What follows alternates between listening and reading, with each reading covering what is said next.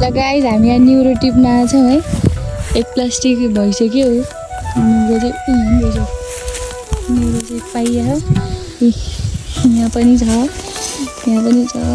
अस्ति चाहिँ न्युरो नै पाइएको थिएन कति पनि, तर आज चाहिँ पाइयो। हुन्छ यति न्युरो भइसक्यो हाम्रो। एक प्लास्टिक यसलाई परक पुरुक भुटेर खाने भनेर लिन आएको हामी चाहिँ।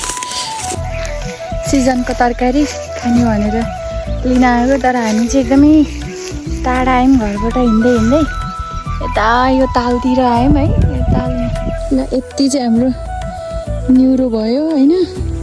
खोजी मान्छे चाहिँ यहाँ एकजना। गाइस हामी चाहिँ न्युरो टिपेर अब घरतिर जान लाग्यौँ। अनि अस्ति चाहिँ न्युरो टिप्न आएको हामीले चाहिँ न्युरै पाएनौँ। आज चाहिँ एउटा मात्रै प्लास्टिक लिएर आएको, त्यही पनि यस्तो तालमा आएको कि हामी आज न्युरो टिप्न। कति खुसी लाग्दो रहेछ होइन, मेहनतको फल।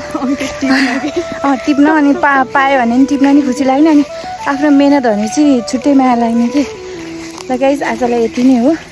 अब हामी फेरि अर्कोचोटि न्युरो खोज्न कतै आयौँ भने फेरि हाल्छौँ। योले चाहिँ हामीले अब 2-3 दिनलाई चाहिँ पुग्छ।